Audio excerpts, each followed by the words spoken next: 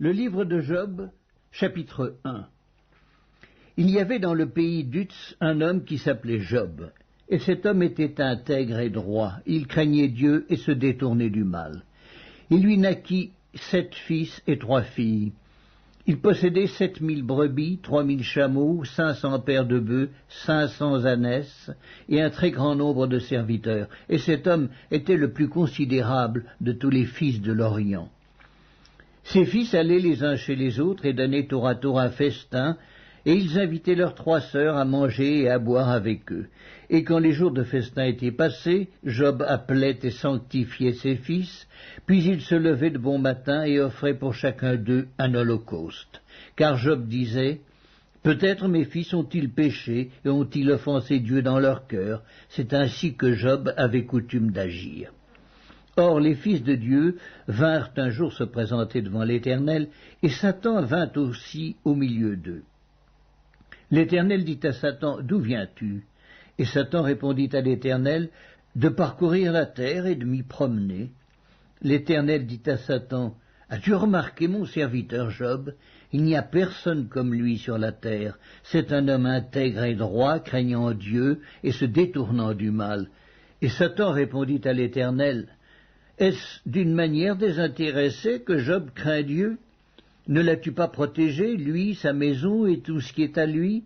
Tu as béni l'œuvre de ses mains et ses troupeaux couvrent le pays. Mais étends ta main, touche à tout ce qui lui appartient, et je suis sûr qu'il te maudit en face. » L'Éternel dit à Satan, « Voici, tout ce qui lui appartient, je te le livre, seulement ne porte pas la main sur lui. » Et Satan se retira de devant la face de l'Éternel.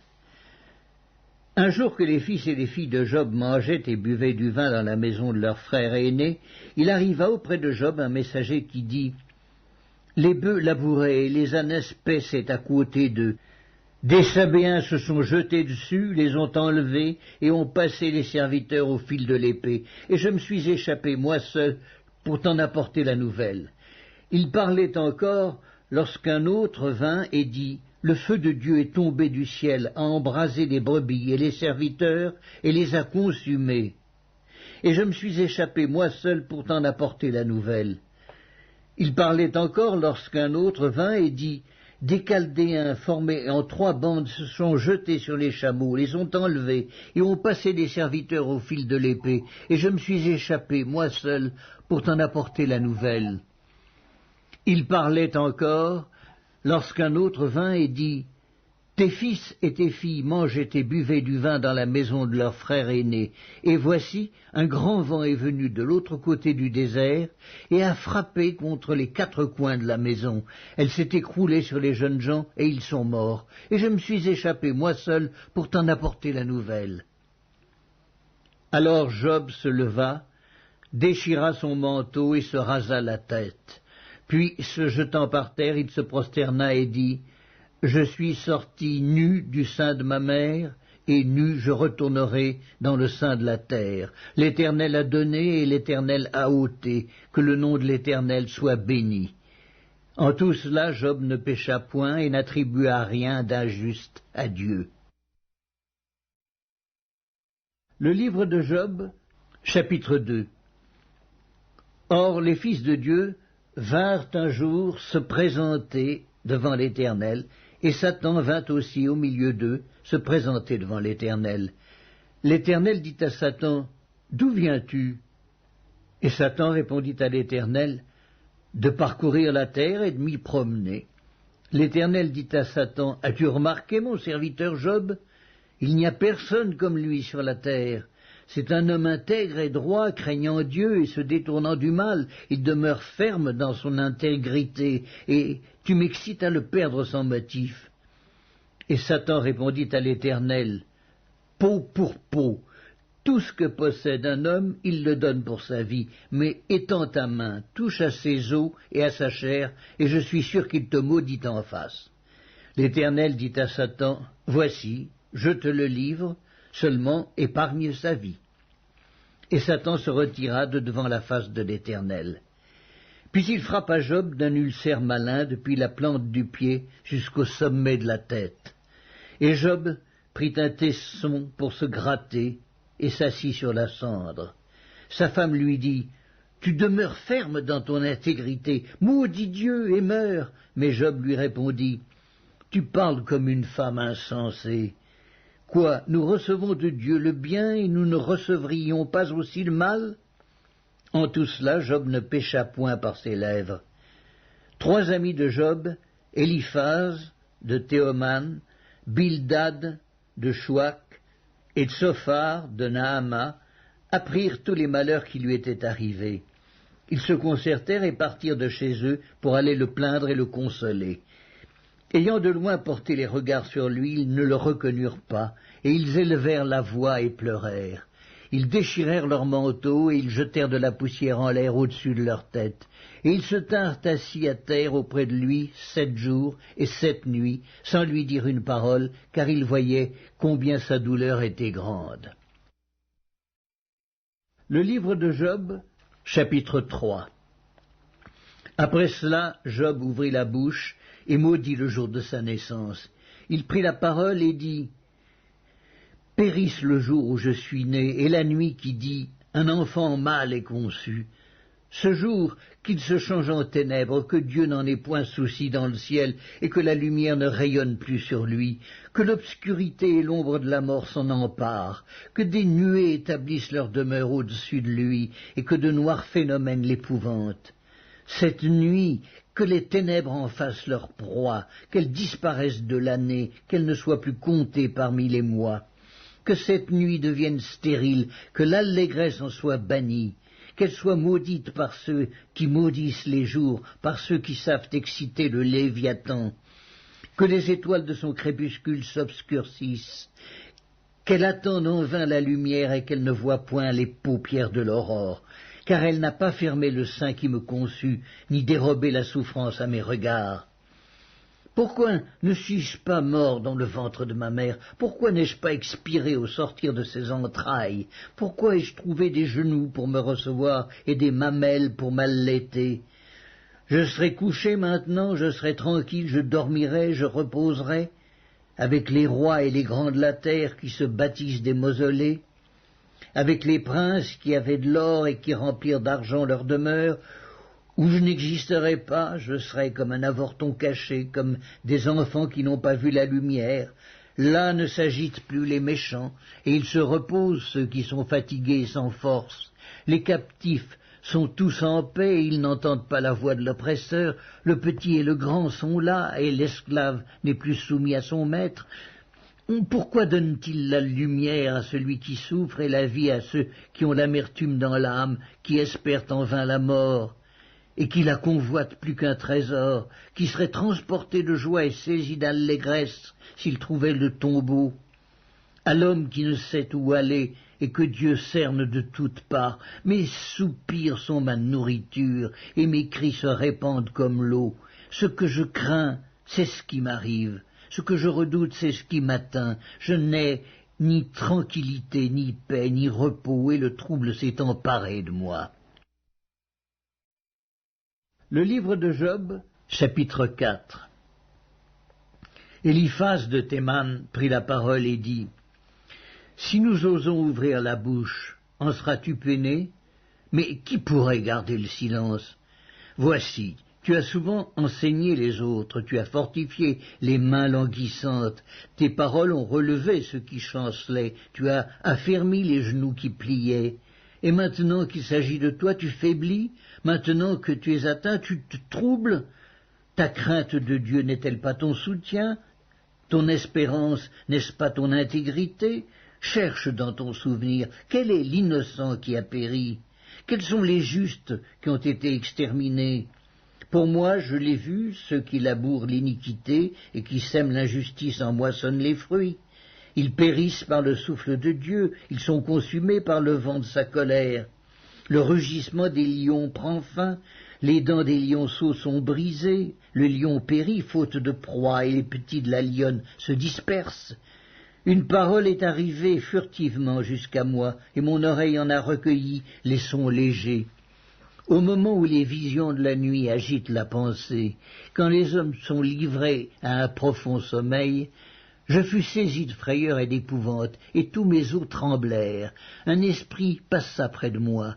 Tous mes cheveux se hérissèrent. Une figure d'un aspect inconnu était devant mes yeux, et j'entendis une voix qui murmurait doucement. L'homme serait-il juste devant Dieu? Serait-il pur devant celui qui l'a fait? Si Dieu n'a pas confiance en ses serviteurs, s'il trouve de la folie chez ses anges, combien plus chez ceux qui habitent des maisons d'argile, qui tirent leur origine de la poussière et qui peuvent être écrasés comme un vermisseau. Du matin au soir ils sont brisés, ils périssent pour toujours, et nul n'y prend garde. Le fil de leur vie est coupé, ils meurent, et ils n'ont pas acquis la sagesse. Le livre de Job, chapitre 5. Crie maintenant, qui te répondra? Auquel dessein t'adresseras-tu? L'insensé périt dans sa colère, le fou meurt dans ses emportements. J'ai vu l'insensé prendre racine, puis soudain j'ai maudit sa demeure, plus de prospérité pour ses fils. Ils sont foulés à la porte et personne qui les délivre. Sa moisson est dévorée par des affamés qui viennent l'enlever jusque dans les épines, et ses biens sont engloutis par des hommes altérés. Le malheur ne sort pas de la poussière et la souffrance ne germe pas du sol. L'homme naît pour souffrir comme l'étincelle pour voler. Pour moi, j'aurai recours à Dieu et c'est à Dieu que j'exposerai ma cause. Il fait des choses grandes et insondables, des merveilles sans nombre. Il répand la pluie sur la terre et envoie l'eau sur les campagnes. Il relève les humbles et délivre les affligés. Il anéantit les projets des hommes rusés et leurs mains ne peuvent les accomplir. Il prend les sages dans leurs propres ruses et les desseins des hommes artificieux sont renversés. Il rencontre les ténèbres au milieu du jour, il tâtonne en plein midi, comme dans la nuit. Ainsi Dieu protège le faible contre leurs menaces et le sauve de la main des puissants, et l'espérance soutient le malheureux, mais l'iniquité ferme la bouche. Heureux l'homme que Dieu châtie. Ne méprise pas la correction du Tout-Puissant, il fait la plaie et il la bande, il blesse et sa main guérit. 6 fois il te délivrera de l'angoisse, et 7 fois le mal ne t'atteindra pas.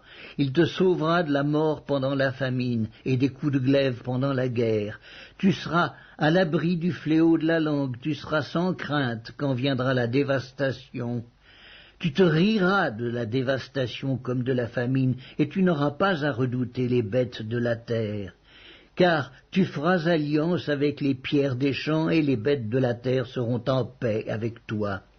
Tu jouiras du bonheur sous ta tente, tu retrouveras tes troupeaux au complet.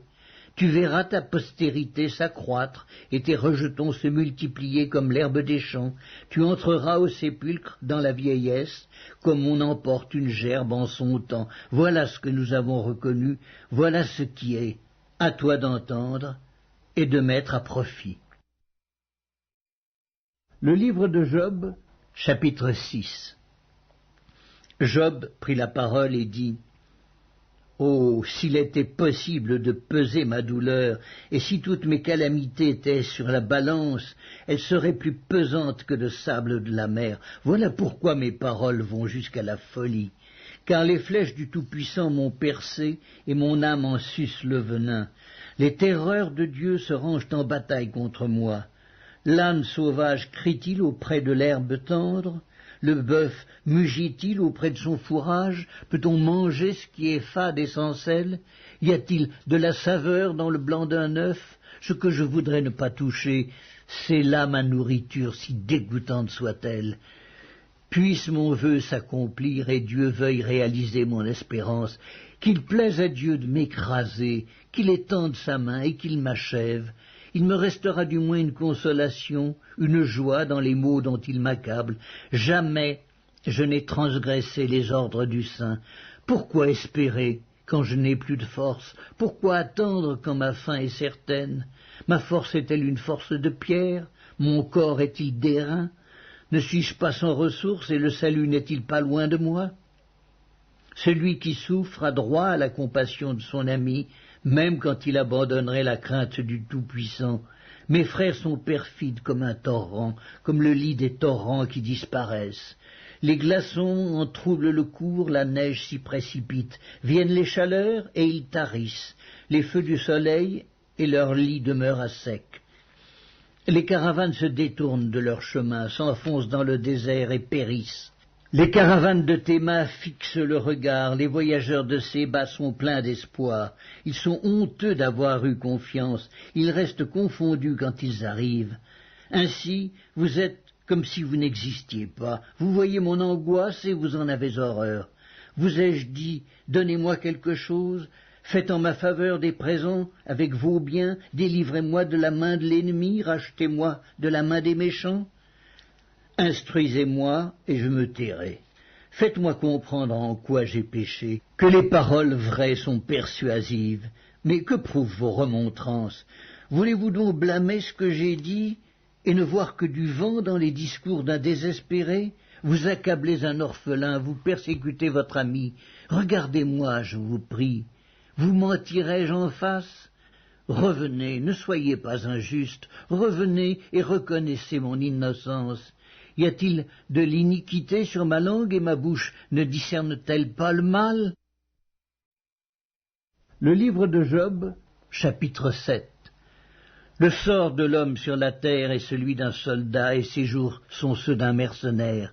Comme l'esclave soupire après l'ombre, comme l'ouvrier attend son salaire, ainsi j'ai pour partage des mois de douleur, j'ai pour mon lot des nuits de souffrance. Je me couche et je dis, quand me lèverai-je, quand finira la nuit? Et je suis rassasié d'agitation jusqu'au point du jour.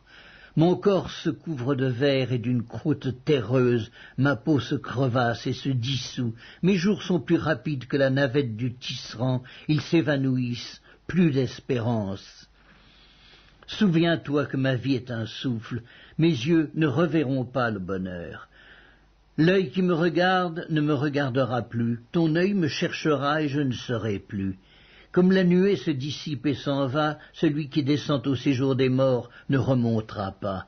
Il ne reviendra plus dans sa maison, et le lieu qu'il habitait ne le connaîtra plus. C'est pourquoi je ne retiendrai point ma bouche, je parlerai dans l'angoisse de mon cœur, je me plaindrai dans l'amertume de mon âme. Suis-je une mer ou un monstre marin pour que tu établisses des gardes autour de moi? Quand je dis « mon lit me soulagera, ma couche calmera mes douleurs », c'est alors que tu m'effraies par des songes, que tu m'épouvantes par des visions.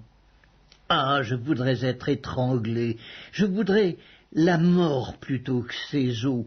Je les méprise, je ne vivrai pas toujours. Laisse-moi, car ma vie n'est qu'un souffle.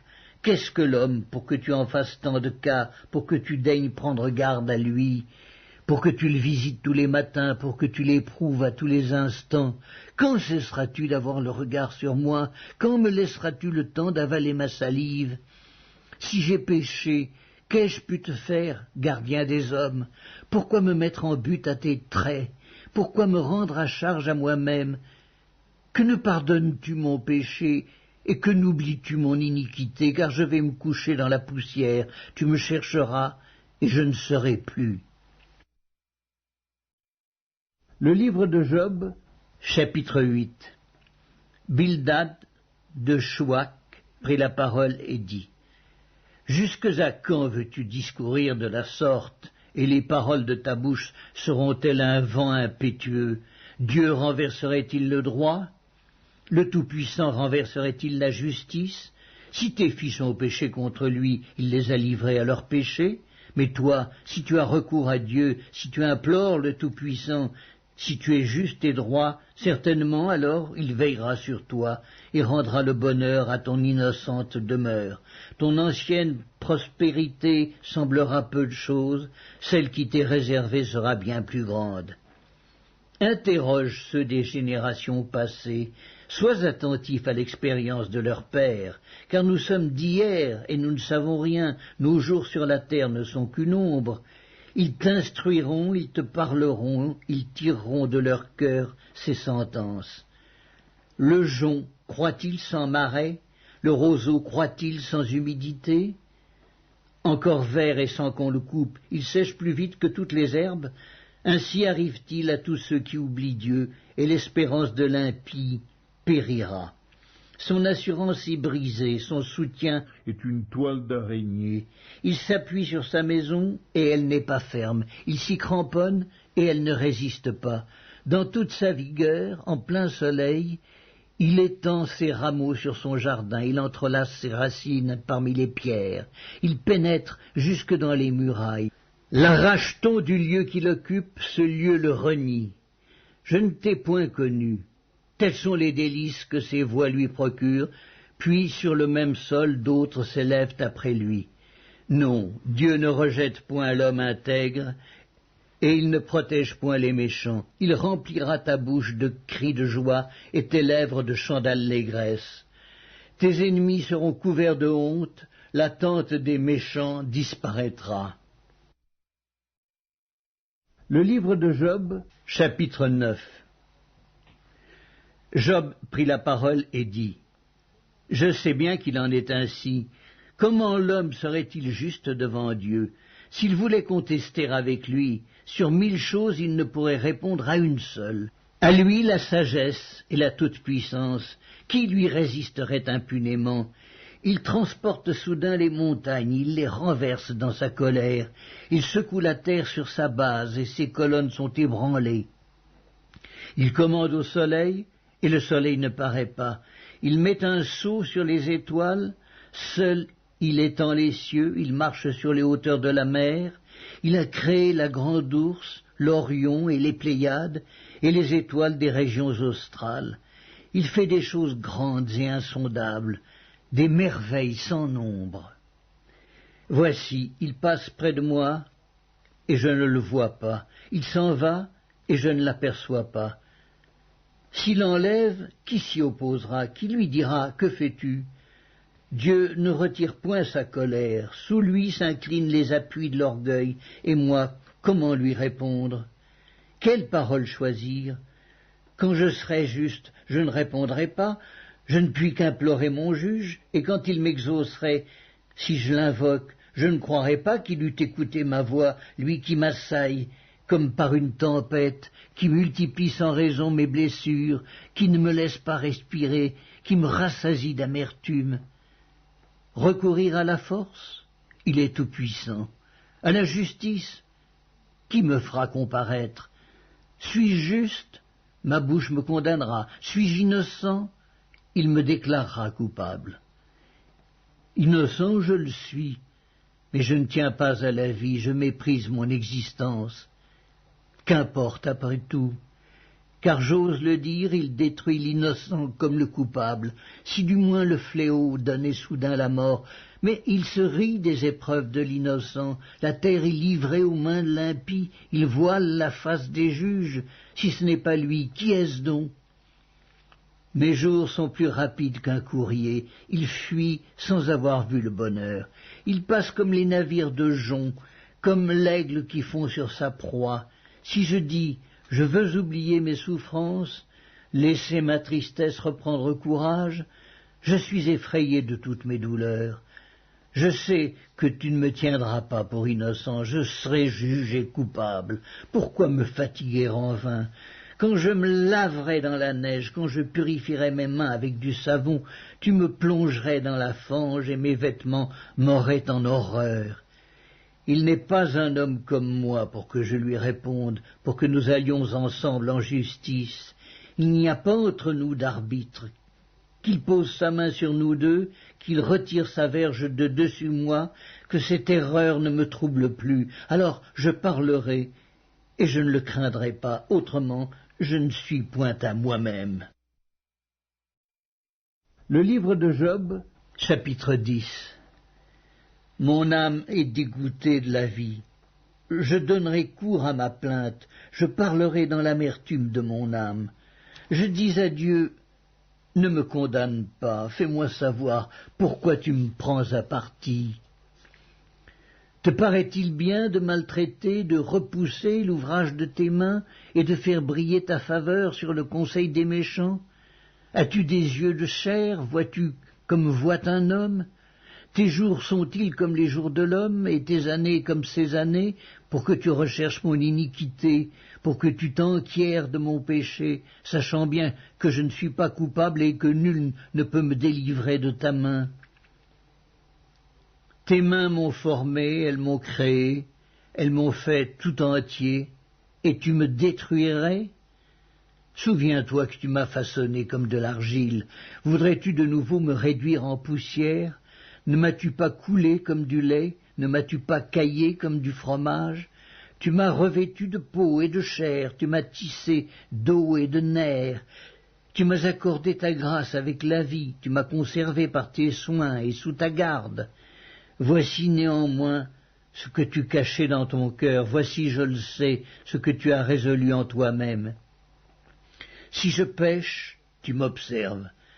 Tu ne pardonnes pas mon iniquité. Suis-je coupable? Malheur à moi. Suis-je innocent? Je n'ose lever la tête. Rassasié de honte et absorbé dans ma misère.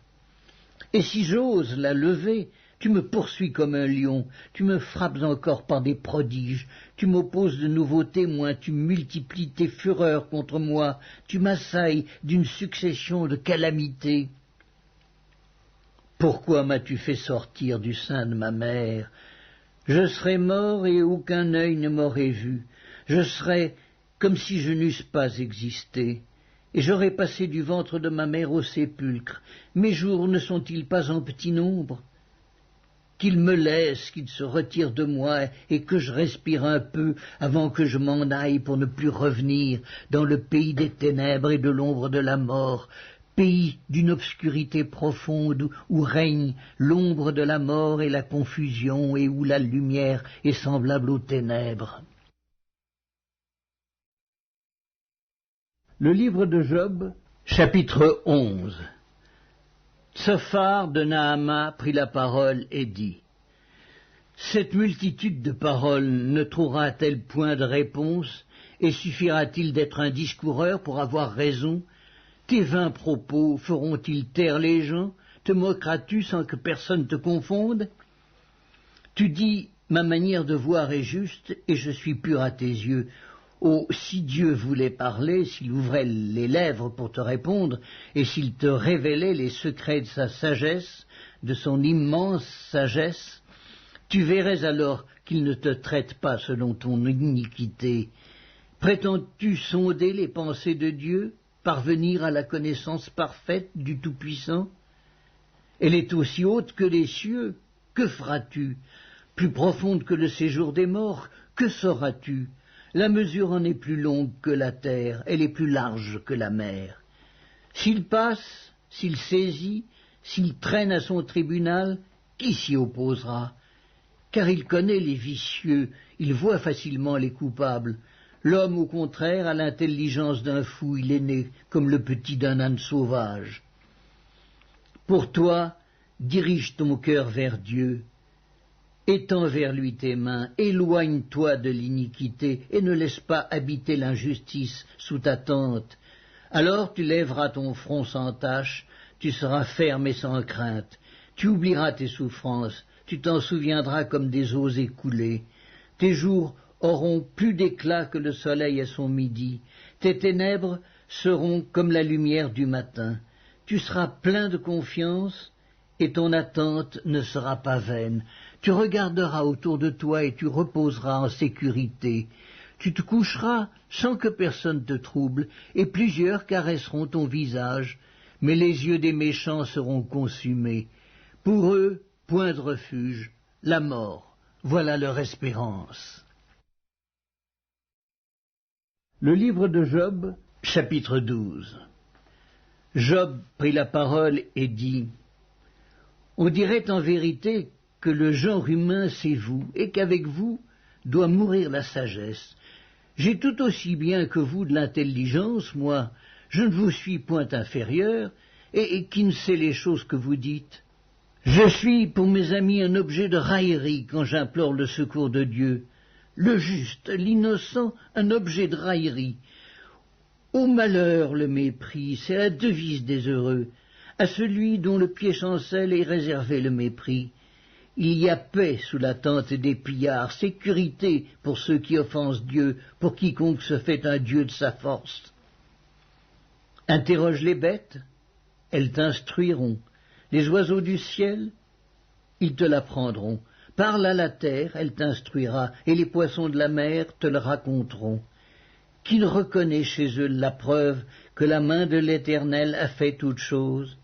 Il tient dans sa main l'âme de tout ce qui vit, le souffle de toute chair d'homme. L'oreille ne discerne-t-elle pas les paroles comme le palais savoure les aliments? Dans les vieillards se trouve la sagesse et dans une longue vie l'intelligence. En Dieu résident la sagesse et la puissance. Le conseil et l'intelligence lui appartiennent. Ce qu'il renverse ne sera point rebâti. Celui qu'il renferme ne sera point délivré. Il retient les eaux et tout se dessèche. Il les lâche et la terre en est dévastée. Il possède la force et la prudence. Il maîtrise celui qui s'égare ou fait égarer les autres. Il emmène captifs les conseillers, il trouble la raison des juges, il délie la ceinture des rois, il met une corde autour de leurs reins. Il emmène captifs les sacrificateurs, il fait tomber des puissants. Il ôte la parole à ceux qui ont de l'assurance. Il prive de jugement les vieillards, il verse le mépris sur les grands, il relâche la ceinture des forts. Il met à découvert ce qui est caché dans les ténèbres, il produit à la lumière l'ombre de la mort. Il donne de l'accroissement aux nations, et il les anéantit. Il les étend au loin, et il les ramène dans leurs limites. Il enlève l'intelligence aux chefs des peuples, il les fait errer dans des déserts sans chemin, il tâtonne dans les ténèbres et ne voit pas clair, il les fait errer comme des gens ivres. Le livre de Job, chapitre 13. Voici, mon œil a vu tout cela, mon oreille l'a entendu et y a pris garde. Ce que vous savez, je le sais aussi. Je ne vous suis point inférieur. Mais je veux parler au Tout-Puissant, je veux plaider ma cause devant Dieu, car vous n'imaginez que des faussetés, vous êtes tous des médecins de néant. Que n'avez-vous gardé le silence? Vous auriez passé pour avoir de la sagesse. Écoutez, je vous prie, ma défense, et soyez attentifs à la réplique de mes lèvres. Direz-vous en faveur de Dieu ce qui est injuste, et pour le soutenir, allégrez-vous des faussetés? Voulez-vous avoir égard à sa personne? Voulez-vous plaider pour Dieu?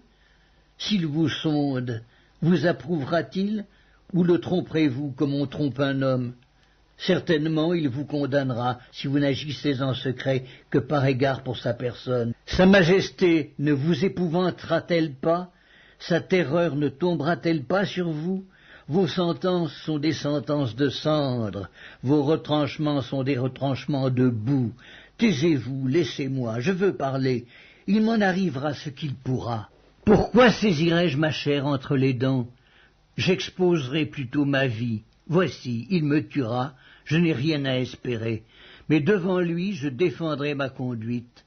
Cela même peut servir à mon salut, car un impie n'ose paraître en sa présence. Écoutez, écoutez mes paroles, prêtez l'oreille à ce que je vais dire. Me voici prêt à plaider ma cause. Je sais que j'ai raison. Quelqu'un disputera-t-il contre moi? Alors je me tais et je veux mourir.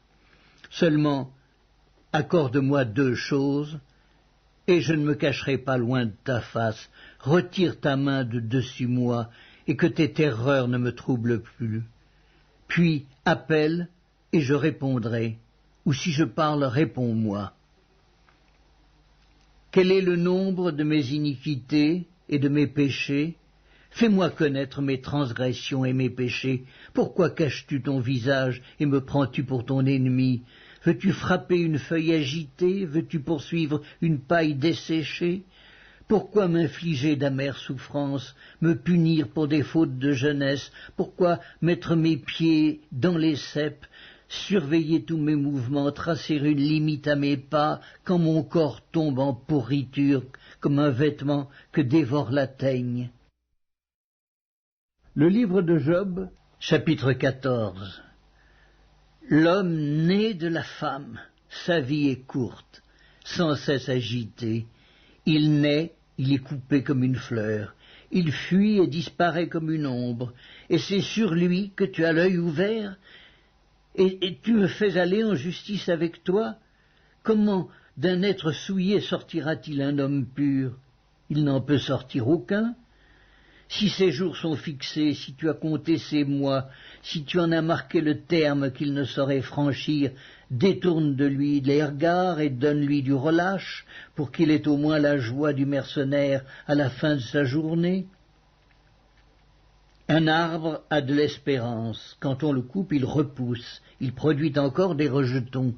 Quand sa racine a vieilli dans la terre, quand son tronc meurt dans la poussière, il reverdit à l'approche de l'eau, il pousse des branches comme une jeune plante, mais l'homme meurt et il perd sa force. L'homme expire et où est-il? Les eaux des lacs s'évanouissent, les fleuves tarissent et se dessèchent. Ainsi l'homme se couche et ne se relèvera plus. Il ne se réveillera pas tant que les cieux subsisteront, il ne sortira pas de son sommeil.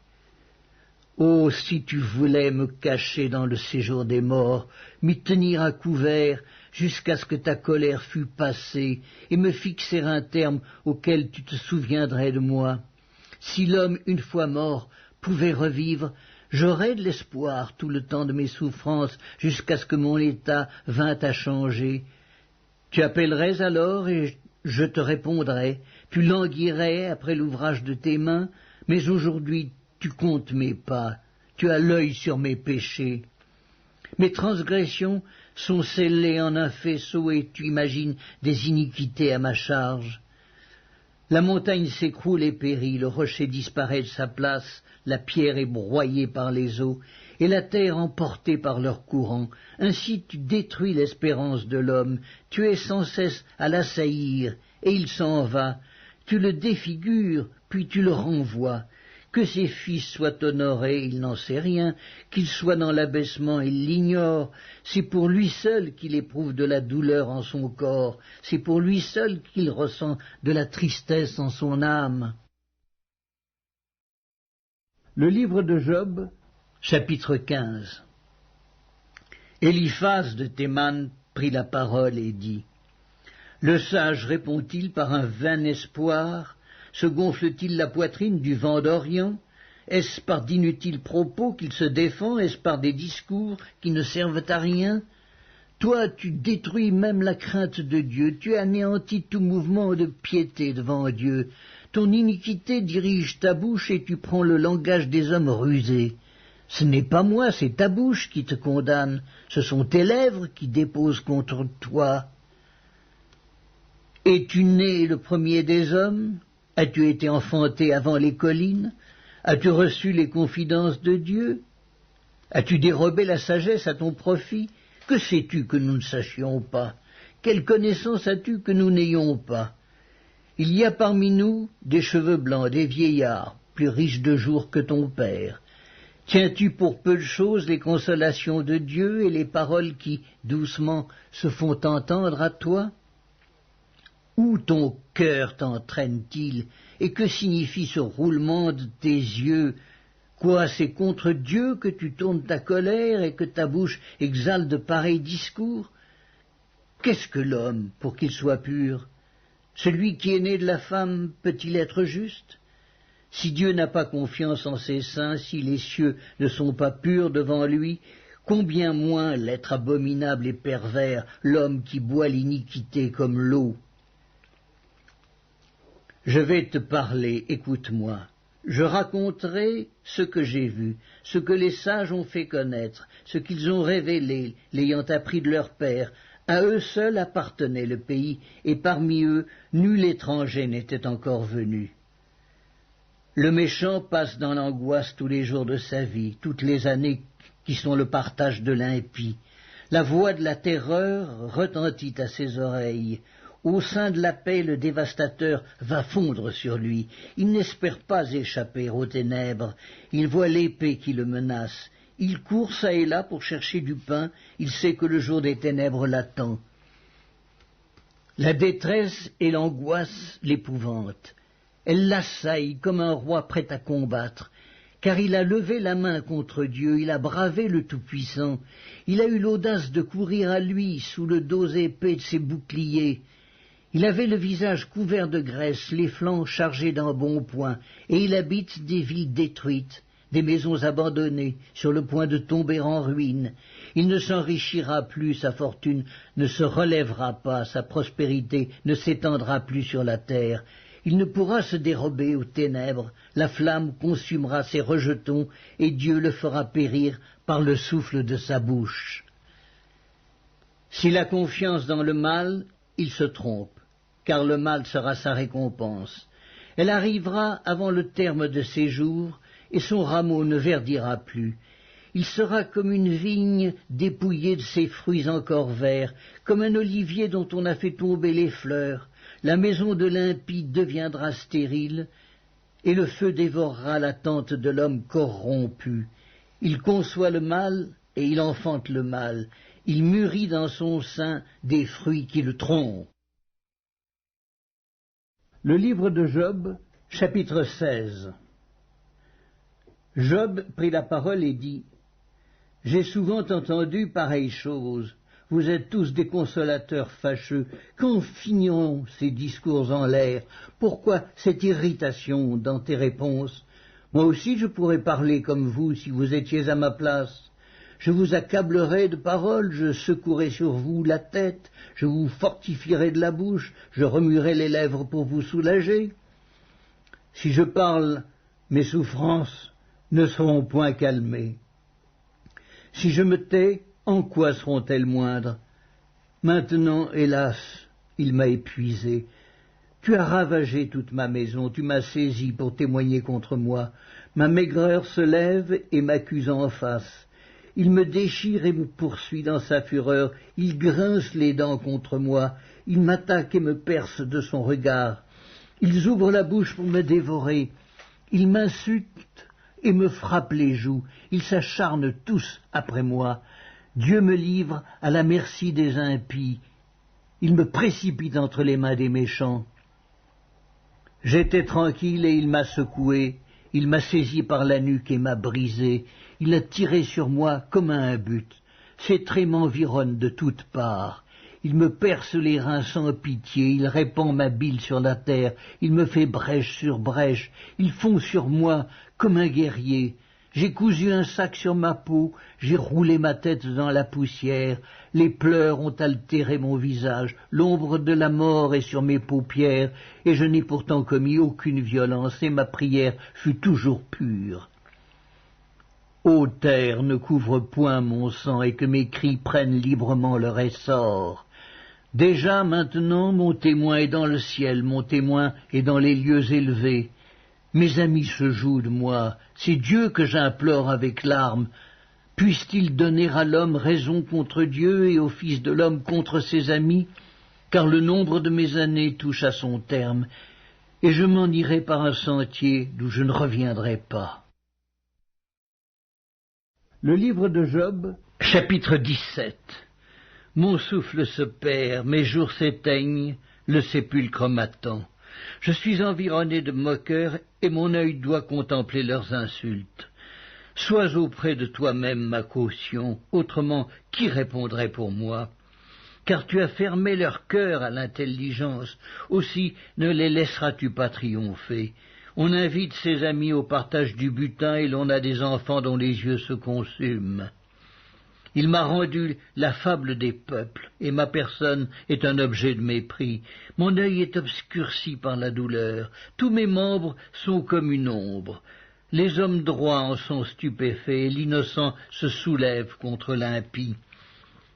Le juste néanmoins demeure ferme dans sa voie, celui qui a les mains pures se fortifie de plus en plus. Mais vous tous, revenez à vos mêmes discours, et je ne trouverai pas un sage parmi vous. Quoi? Mes jours sont passés, mes projets sont anéantis, les projets qui remplissaient mon cœur. Et ils prétendent que la nuit c'est le jour, que la lumière est proche quand les ténèbres sont là. C'est le séjour des morts que j'attends pour demeure. C'est dans les ténèbres que je dresserai ma couche. Je crie à la fosse, tu es mon père, et au vert, vous êtes ma mère et ma sœur. Mon espérance, où donc est-elle? Mon espérance, qui peut la voir? Elle descendra vers les portes du séjour des morts, quand nous irons ensemble reposer dans la poussière. Le livre de Job, chapitre 18. Bildad de Chouac prit la parole et dit: Quand mettrez-vous un terme à ces discours? Ayez de l'intelligence, puis nous parlerons. Pourquoi sommes-nous regardés comme des bêtes? Pourquoi ne sommes-nous à vos yeux que des brutes? Ô toi qui te déchires dans ta fureur, faut-il à cause de toi que la terre devienne déserte? Faut-il que les rochers disparaissent de leur place? La lumière du méchant s'éteindra, et la flamme qui en jaillit cessera de briller. La lumière s'obscurcira sous sa tente, et sa lampe au-dessus de lui s'éteindra. Ses pas assurés seront à l'étroit. Malgré ses efforts, il tombera. Car il met les pieds sur un filet, il marche dans les mailles, il est saisi au piège par le talon, et le filet s'empare de lui. Le cordeau est caché dans la terre, et la trappe est sous son sentier. Des terreurs l'assiègent, l'entourent, le poursuivent par derrière. La faim consume ses forces, la misère est à ses côtés. Les parties de sa peau sont l'une après l'autre dévorées. Ses membres sont dévorés par le premier-né de la mort. Il est arraché de sa tente où il se croyait en sûreté. Il se traîne vers le roi des épouvantements. Nul des siens n'habite sa tente. Le soufre est répandu sur sa demeure. En bas, ses racines se dessèchent, en haut, ses branches sont coupées. Sa mémoire disparaît de la terre, son nom n'est plus sur la surface des champs. Il est poussé de la lumière dans les ténèbres, il est chassé du monde. Il ne laisse ni descendants ni postérité parmi son peuple, ni survivants dans les lieux qu'il habitait. Les générations à venir seront étonnées de sa ruine, et la génération présente sera saisie d'effroi. Point d'autre destinée pour le méchant, point d'autre sort pour qui ne connaît pas Dieu. Job, chapitre 19. Job prit la parole et dit: Jusque à quand affligerez-vous mon âme et m'écraserez-vous de vos discours? Voilà 10 fois que vous m'outragez. N'avez-vous pas honte de m'étourdir ainsi? Si réellement j'ai péché, seul j'en suis responsable. Pensez-vous me traiter avec hauteur? Pensez-vous démontrer que je suis coupable? Sachez alors que c'est Dieu qui me poursuit et qui m'enveloppe de son filet. Voici, je crie à la violence et nul ne répond. J'implore justice et point de justice. Il m'a fermé toute issue et je ne puis passer. Il a répandu des ténèbres sur mes sentiers, il m'a dépouillé de ma gloire. Il a enlevé la couronne de ma tête. Il m'a brisé de toutes parts et je m'en vais. Il a arraché mon espérance comme un arbre. Il s'est enflammé de colère contre moi. Il m'a traité comme l'un de ses ennemis. Ses troupes se sont de concert mises en marche et se sont frayé leur chemin jusqu'à moi. Elles se sont campées autour de ma tente. Il a éloigné de moi mes frères, et mes amis se sont détournés de moi. Je suis abandonné de mes proches, je suis oublié de mes intimes. Je suis un étranger pour mes serviteurs et mes servantes. Je ne suis plus à leurs yeux qu'un inconnu. J'appelle mon serviteur, et il ne répond pas. Je le supplie de ma bouche, et c'est en vain. Mon humeur est à charge à ma femme et ma plainte au fils de mes entrailles. Je suis méprisé même par des enfants. Si je me lève, je reçois leurs insultes. Ceux que j'avais pour confidents m'ont en horreur. Ceux que j'aimais se sont tournés contre moi. Mes os sont attachés à ma peau et à ma chair. Il ne me reste que la peau des dents. Ayez pitié de moi, vous, mes amis, car la main de Dieu m'a frappé. Pourquoi me poursuivre comme Dieu me poursuit? Pourquoi vous montrer insatiable de ma chair? Oh, je voudrais que mes paroles fussent écrites, qu'elles fussent écrites dans un livre. Je voudrais qu'avec un burin de fer et avec du plomb, elles fussent pour toujours gravées dans le roc. Mais je sais que mon Rédempteur est vivant et qu'il se lèvera le dernier sur la terre. Quand ma peau sera détruite, il se lèvera. Quand je n'aurai plus de chair, je verrai Dieu. Je le verrai et il me sera favorable. Mes yeux le verront et non ceux d'un autre. Mon âme languit d'attente au-dedans de moi. Vous direz alors, pourquoi le poursuivions-nous? Car la justice de ma cause sera reconnue. Craignez pour vous le glaive, les châtiments par le glaive sont terribles, et sachez qu'il y a un jugement. Job, chapitre 20. Tsophar de Naama prit la parole et dit, « Mes pensées me forcent à répondre, et mon agitation ne peut se contenir. J'ai entendu des reproches qui m'outragent, le souffle de mon intelligence donnera la réplique. Ne sais-tu pas que de tout temps, depuis que l'homme a été placé sur la terre, le triomphe des méchants a été court et la joie de l'impie momentanée? Quand il s'élèverait jusqu'aux cieux et que sa tête toucherait aux nues, il périra pour toujours comme son ordure, et ceux qui le voyaient diront « Où est-il » Il s'envolera comme un songe et on ne le trouvera plus. Il disparaîtra comme une vision nocturne. L'œil qui le regardait ne le regardera plus. Le lieu qu'il habitait ne l'apercevra plus. Ses fils seront assaillis par les pauvres et ses mains restitueront ce qu'il a pris par violence. La vigueur de la jeunesse qui remplissait ses membres aura sa couche avec lui dans la poussière. Le mal était doux à sa bouche, il le cachait sous sa langue, il le savourait sans l'abandonner, il le retenait au milieu de son palais, mais sa nourriture se transformera dans ses entrailles, elle deviendra dans son corps un venin d'aspic. Il a englouti des richesses, il les vomira, Dieu les chassera de son ventre, il a sucé du venin d'aspic, la langue de la vipère le tuera.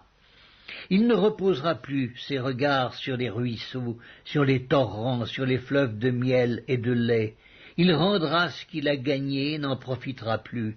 Il restituera tout ce qu'il a pris et n'en jouira plus, car il a opprimé, délaissé les pauvres. Il a ruiné des maisons et ne les a pas rétablies. Son avidité n'a point connu de bornes. Mais il ne sauvera pas ce qu'il avait de plus cher. Rien n'échappait à sa voracité, mais son bien-être ne durera pas. Au milieu de l'abondance, il sera dans la détresse. La main de tous les misérables se lèvera sur lui. Et voici, pour lui remplir le ventre, Dieu enverra sur lui le feu de sa colère et le rassasiera par une pluie de traits. S'il échappe aux armes de fer, l'arc d'airain le transpercera. Il arrache de son corps le trait qui étincelle au sortir de ses entrailles, et il est en proie aux terreurs de la mort. Toutes les calamités sont réservées à ses trésors. Il sera consumé par un feu que n'allumera point l'homme, et ce qui restera dans sa tente en deviendra la pâture. Les cieux dévoileront son iniquité et la terre s'élèvera contre lui. Les revenus de sa maison seront emportés, ils disparaîtront au jour de la colère de Dieu. Telle est la part que Dieu réserve aux méchants, tel est l'héritage que Dieu lui destine. Le livre de Job, chapitre 21. Job prit la parole et dit, « Écoutez, écoutez mes paroles. Donnez-moi seulement cette consolation. Laissez-moi parler, je vous prie. Et quand j'aurai parlé, tu pourras te moquer. Est-ce contre un homme que se dirige ma plainte? Et pourquoi mon âme ne serait-elle pas impatiente? Regardez-moi, soyez étonnés, et mettez la main sur la bouche. Quand j'y pense, cela m'épouvante, et un tremblement saisit mon corps. Pourquoi les méchants vivent-ils? Pourquoi les voit-on vieillir et accroître leur force? Leur postérité s'affermit avec eux, et en leur présence, leurs rejetons prospèrent sous leurs yeux. Dans leur maison règne la paix, sans mélange de crainte. La verge de Dieu ne vient pas les frapper. Leurs taureaux sont vigoureux et féconds, leurs génisses conçoivent et n'avortent point. Ils laissent courir leurs enfants comme des brebis, et les enfants prennent leurs ébats. Ils chantent au son du tambourin et de la harpe. Ils se réjouissent au son du chalumeau. Ils passent leurs jours dans le bonheur, et ils descendent en un instant au séjour des morts.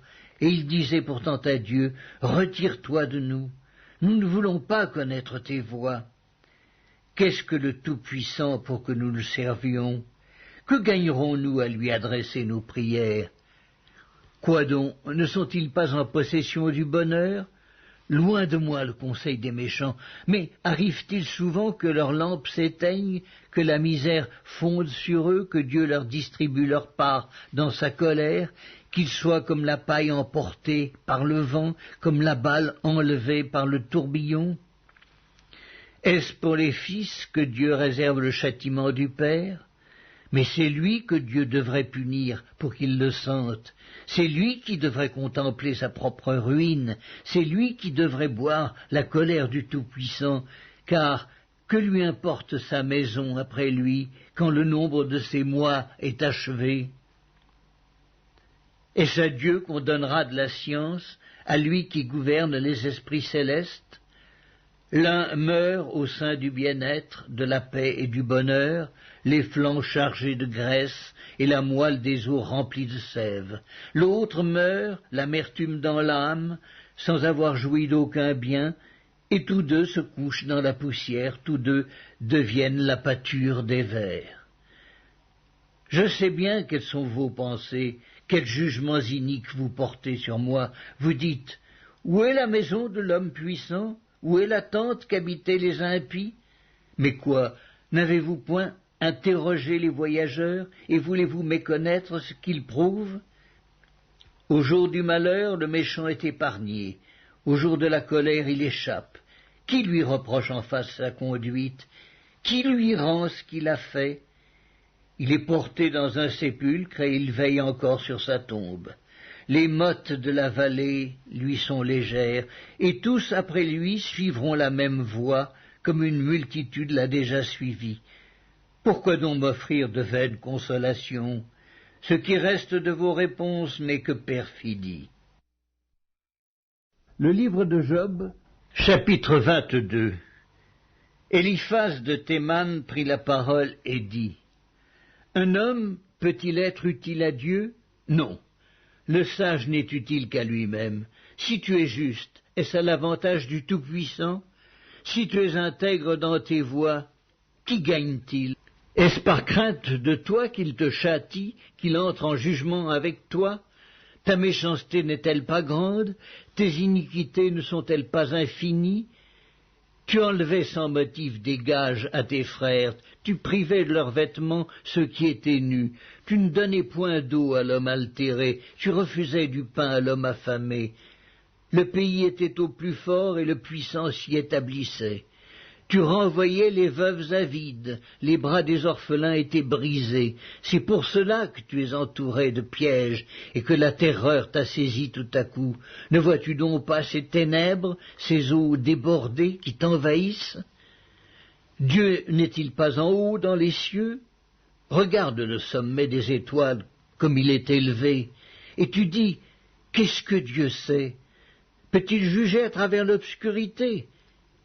Les nuées l'enveloppent, et il ne voit rien, il ne parcourt que la voûte des cieux.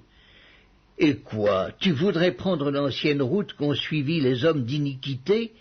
Ils ont été emportés avant le temps, ils ont eu la durée d'un torrent qui s'écoule. Ils disaient à Dieu, « Retire-toi de nous, que peut faire pour nous le Tout-Puissant ?» Dieu cependant avait rempli de bien leur maison. Loin de moi le conseil des méchants. Les justes, témoins de leur chute, se réjouiront, et l'innocent se moquera d'eux. Voilà nos adversaires anéantis, voilà leur richesse dévorée par le feu. Attache-toi donc à Dieu, et tu auras la paix. Tu jouiras ainsi du bonheur. Reçois de sa bouche instruction, et mets dans ton cœur ses paroles. Tu seras rétabli si tu reviens au Tout-Puissant, si tu éloignes l'iniquité de ta tente. Jette l'or dans la poussière, l'or d'Ophir parmi les cailloux des torrents, et le Tout-Puissant sera ton or, ton argent, ta richesse. Alors tu feras du Tout-Puissant tes délices, tu élèveras vers Dieu ta face, tu le prieras, et il t'exaucera, et tu accompliras tes vœux. À tes résolutions répondra le succès, sur tes sentiers brillera la lumière. Vienne l'humiliation, tu prieras pour ton relèvement. Dieu secourt celui dont le regard est abattu. Il délivrera même le coupable, qui devra son salut à la pureté de tes mains. Le livre de Job, chapitre 23. Job prit la parole et dit : Maintenant encore ma plainte est une révolte, mais la souffrance étouffe mes soupirs. Oh, si je savais où le trouver, si je pouvais arriver jusqu'à son trône, je plaiderais ma cause devant lui, je remplirais ma bouche d'arguments, je connaîtrais ce qu'il peut avoir à répondre, je verrais ce qu'il peut avoir à me dire. Emploierait-il toute sa force à me combattre? Ne daignerait-il pas au moins m'écouter? Ce serait un homme droit qui plaiderait avec lui, et je serais pour toujours absous par mon juge. Mais si je vais à l'Orient, il n'y est pas. Si je vais à l'Occident, je ne le trouve pas. Est-il occupé au nord? Je ne puis le voir. Se cache-t-il au midi? Je ne puis le découvrir. Il sait néanmoins quelle voie j'ai suivie, et s'il m'éprouvait, je sortirais pur comme l'or. Mon pied s'est attaché à ses pas, j'ai gardé sa voix, et je ne m'en suis point détourné. Je n'ai pas abandonné les commandements de ses lèvres, j'ai fait plier ma volonté aux paroles de sa bouche. Mais sa résolution est arrêtée, qui s'y opposera? Ce que son âme désire, il l'exécute. Il accomplira donc ses desseins à mon égard, et il en concevra bien d'autres encore. Voilà pourquoi sa présence m'épouvante. Quand j'y pense, j'ai peur de lui. Dieu a brisé mon courage, le Tout-Puissant m'a rempli d'effroi. Car ce ne sont pas les ténèbres qui m'anéantissent, ce n'est pas l'obscurité dont je suis couvert. Le livre de Job, chapitre 24. Pourquoi le Tout-Puissant ne met-il pas des temps en réserve, et pourquoi ceux qui le connaissent ne voient-ils pas ses jours? On déplace les bornes, on vole des troupeaux, et on les fait paître, on enlève l'âne de l'orphelin, on prend pour gage le bœuf de la veuve, on repousse du chemin les indigents, on force tous les malheureux du pays à se cacher. Et voici, comme les ânes sauvages du désert, ils sortent le matin pour chercher de la nourriture. Ils n'ont que le désert pour trouver le pain de leurs enfants. Ils coupent le fourrage qui reste dans les champs, ils grappillent dans la vigne de l'impie. Ils passent la nuit dans la nudité, sans vêtements, sans couverture contre le froid. Ils sont percés par la pluie des montagnes, et ils embrassent les rochers comme unique refuge. On arrache l'orphelin à la mamelle, on prend des gages sur le pauvre. Ils vont tout nus, sans vêtements, ils sont affamés et ils portent les gerbes. Dans les enclos de l'impie, ils font de l'huile, ils foulent le pressoir et ils ont soif. Dans les villes s'exhalent les soupirs des mourants, l'âme des blessés jette des cris, et Dieu ne prend pas garde à ces infamies. D'autres sont ennemis de la lumière, ils n'en connaissent pas les voies, ils n'en pratiquent pas les sentiers. L'assassin se lève au point du jour, tue le pauvre et l'indigent, et il dérobe pendant la nuit. L'œil de l'adultère épie le crépuscule. Personne ne me verra, dit-il, et il met un voile sur sa figure. La nuit, ils forcent les maisons, le jour, ils se tiennent enfermés. Ils ne connaissent pas la lumière. Pour eux, le matin, c'est l'ombre de la mort, ils en éprouvent toutes les terreurs. Et quoi? L'impie est d'un poids léger sur la face des eaux, il n'a sur la terre qu'une part maudite, il ne prend jamais le chemin des vignes. Comme la sécheresse et la chaleur absorbent les eaux de la neige, ainsi le séjour des morts engloutit ceux qui pêchent. Quoi? Le sein maternel l'oublie, les vers en font leur délice, on ne se souvient plus de lui. L'impie est brisé comme un arbre, lui qui dépouille la femme stérile et sans enfant, lui qui ne répand aucun bienfait sur la veuve. Non, Dieu, par sa force, prolonge les jours des violents, et les voilà debout quand ils désespéraient de la vie. Il leur donne de la sécurité et de la confiance. Il a les regards sur leur voie. Ils se sont élevés, et en un instant ils ne sont plus. Ils tombent, ils meurent comme tous les hommes, ils sont coupés comme la tête des épis. S'il n'en est pas ainsi, qui me démentira? Qui réduira mes paroles à néant? Job, chapitre 25.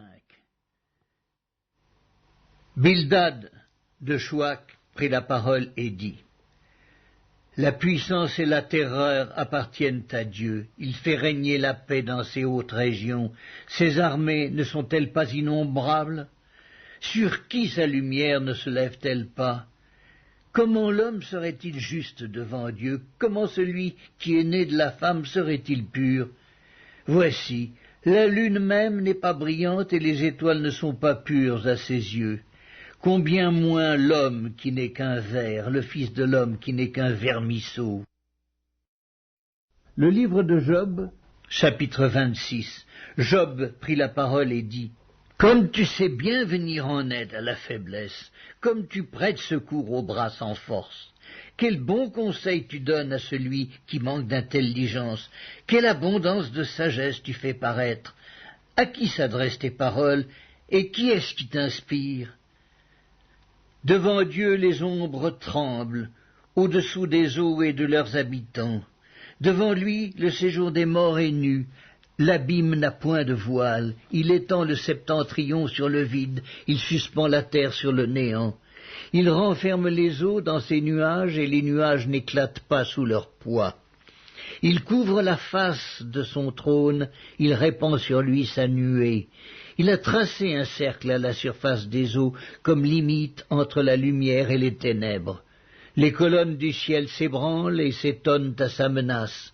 Par sa force, il soulève la mer, par son intelligence il en brise l'orgueil. Son souffle donne au ciel de la sérénité, sa main transperce le serpent fuyard. Ce sont là les bords de ses voix, c'est le bruit léger qui nous en parvient, mais qui entendra le tonnerre de sa puissance? Job, chapitre 27. Job prit de nouveau la parole sous forme sentencieuse et dit: Dieu qui me refuse justice est vivant, le Tout-Puissant qui remplit mon âme d'amertume est vivant. Aussi longtemps que j'aurai ma respiration et que le souffle de Dieu sera dans mes narines, mes lèvres ne prononceront rien d'injuste, ma langue ne dira rien de faux. Loin de moi la pensée de vous donner raison, jusqu'à mon dernier soupir je défendrai mon innocence. Je tiens à me justifier et je ne faiblirai pas.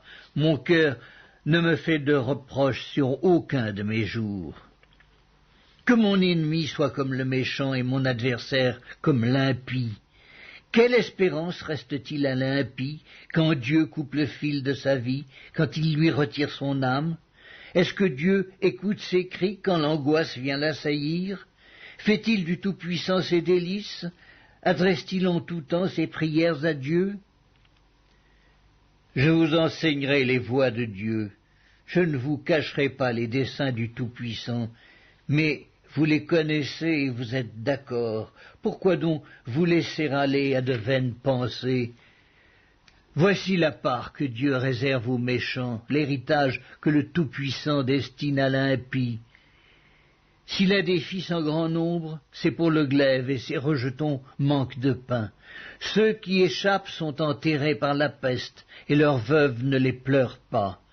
S'il amasse l'argent comme la poussière, s'il entasse les vêtements comme la boue, c'est lui qui entasse, mais c'est le juste qui se revêt, c'est l'homme intègre qui a l'argent en partage.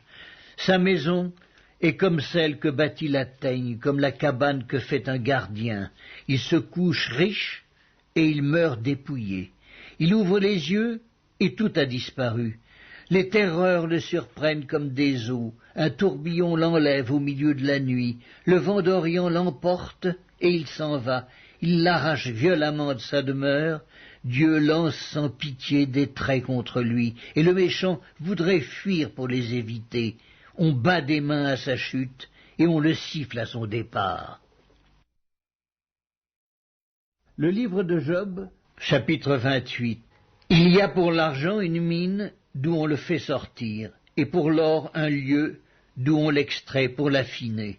Le fer se tire de la poussière et la pierre se fond pour produire l'airain. L'homme fait cesser les ténèbres. Il explore jusque dans les endroits les plus profonds, les pierres cachées dans l'obscurité et dans l'ombre de la mort. Il creuse un puits loin des lieux habités.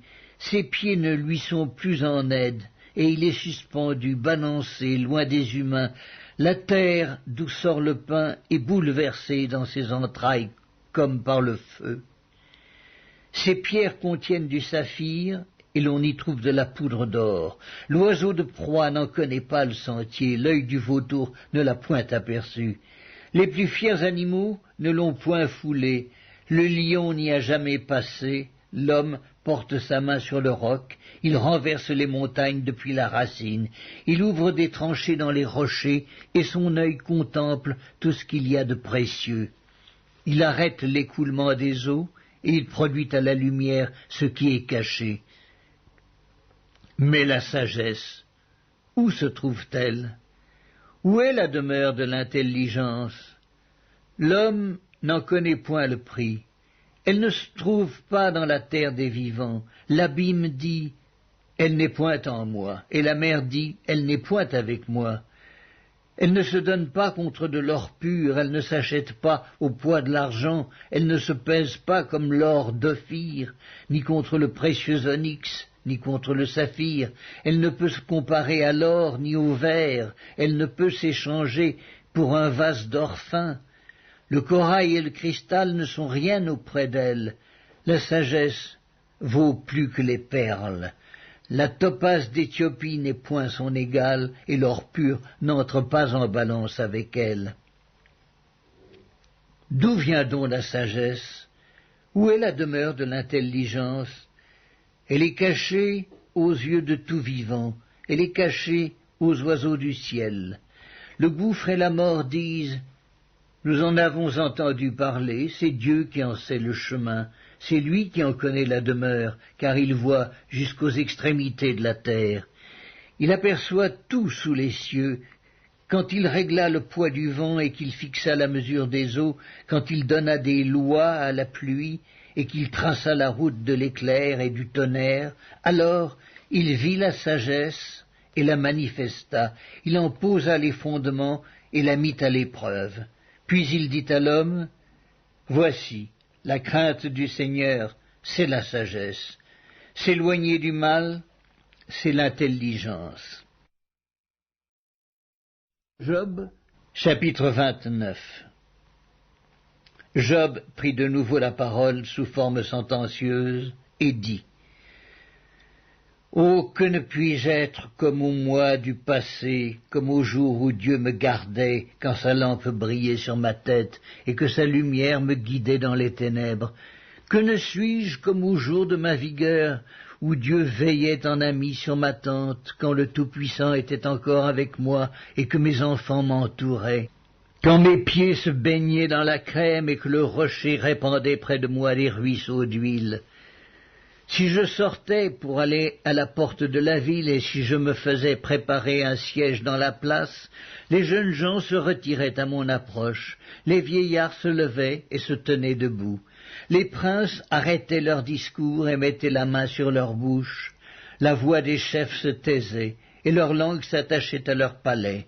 L'oreille qui m'entendait me disait heureux, l'œil qui me voyait me rendait témoignage, car je sauvais le pauvre qui implorait du secours et l'orphelin qui manquait d'appui. La bénédiction du malheureux venait sur moi, je remplissais de joie le cœur de la veuve, je me revêtais de la justice et je lui servais de vêtements. J'avais ma droiture pour manteau et pour turban.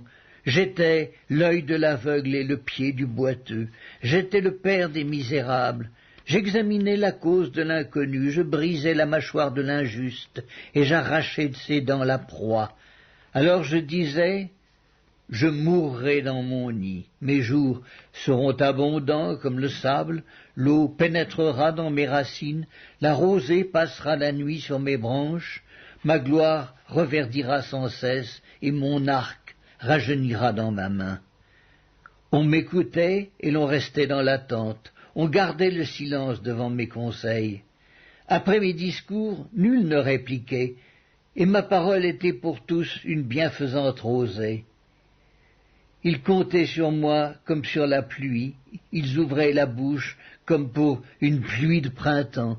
Je leur souriais quand ils perdaient courage, et l'on ne pouvait chasser la sérénité de mon front. J'aimais à aller vers eux, et je m'asseyais à leur tête. J'étais comme un roi au milieu d'une troupe, comme un consolateur auprès des affligés. Le livre de Job, chapitre 30. Et maintenant, je suis la risée de plus jeunes que moi, de ceux dont je dédaignais de mettre les pères parmi les chiens de mon troupeau. Mais à quoi me servirait la force de leurs mains? Ils sont incapables d'atteindre la vieillesse, desséchés par la misère et la faim. Ils fuient dans les lieux arides depuis longtemps abandonnés et déserts. Ils arrachent près des arbrisseaux les herbes sauvages, et ils n'ont pour pain que la racine des genêts. On les chasse du milieu des hommes, on crie après eux comme après des voleurs. Ils habitent dans d'affreuses vallées, dans les cavernes de la terre et dans les rochers. Ils hurlent parmi les buissons, ils se rassemblent sous les ronces. Êtres vils et méprisés, on les repousse du pays. Et maintenant, je suis l'objet de leurs chansons, je suis en butte à leurs propos. Ils ont horreur de moi, ils se détournent, ils me crachent au visage. Ils n'ont plus de retenue, et ils m'humilient. Ils rejettent tout frein devant moi. Ces misérables se lèvent à ma droite et me poussent les pieds. Ils se frayent contre moi des sentiers pour ma ruine.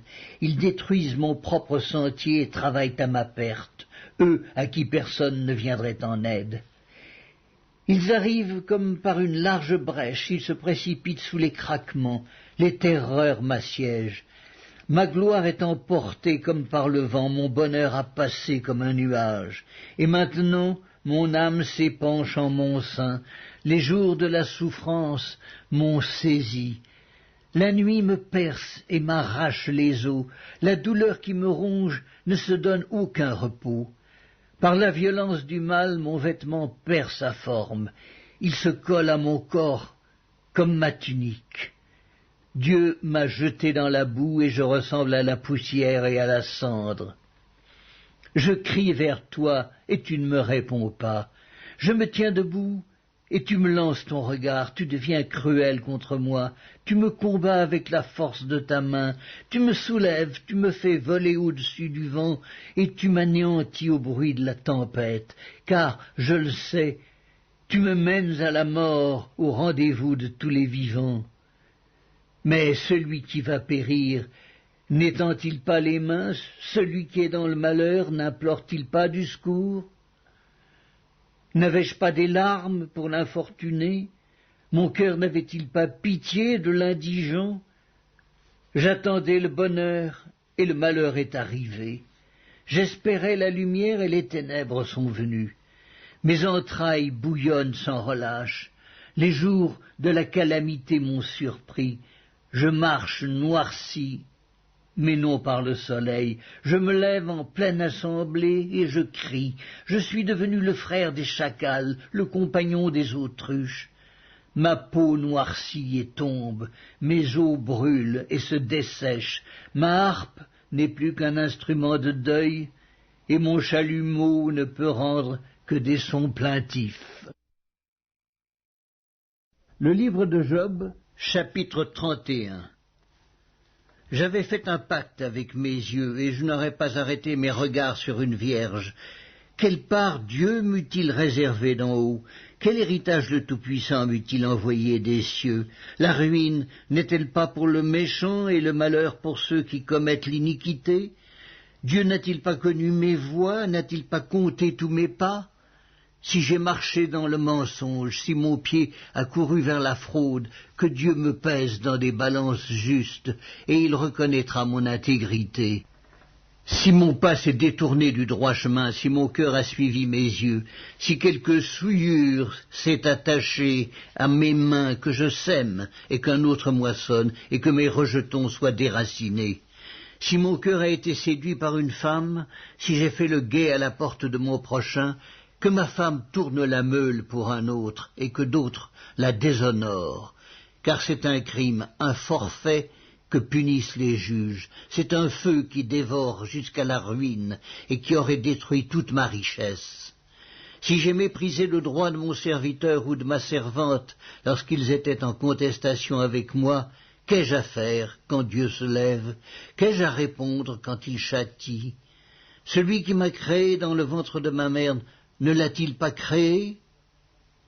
Le même Dieu ne nous a-t-il pas formés dans le sein maternel?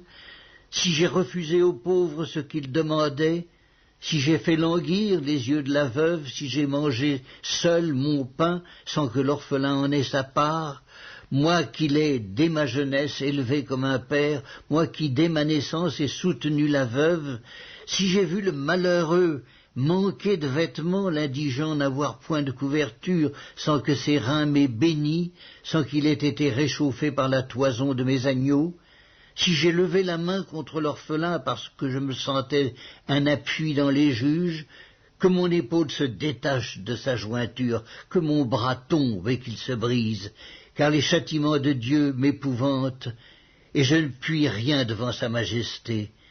Si j'ai mis dans l'or ma confiance, si j'ai dit alors « Tu es mon espoir », si je me suis réjoui de la grandeur de mes biens, de la quantité des richesses que j'avais acquises, si j'ai regardé le soleil quand il brillait, la lune quand elle s'avançait majestueuse, et si mon cœur s'est laissé séduire en secret, si ma main s'est portée sur ma bouche, c'est encore un crime que doivent punir les juges, et j'aurais renié le Dieu d'en haut.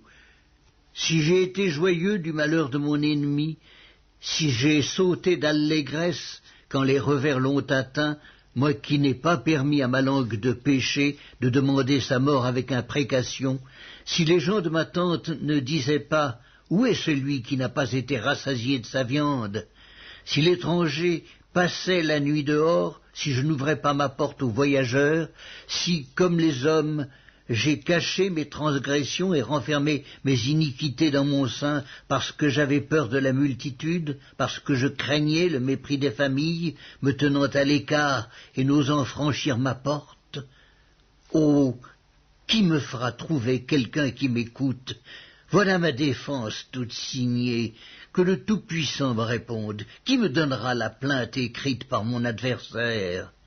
Je porterai son écrit sur mon épaule, je l'attacherai sur mon front comme une couronne. Je lui rendrai compte de tous mes pas, je m'approcherai de lui comme un prince. Si ma terre crie contre moi et que ses sillons versent des larmes, si j'en ai mangé le produit sans l'avoir payé, et que j'ai attristé l'âme de ses anciens maîtres, qu'il y croisse des épines au lieu de froment et de l'ivraie au lieu d'orge. Job, chapitre 32. Ces trois hommes cessèrent de répondre à Job parce qu'ils se regardaient comme justes.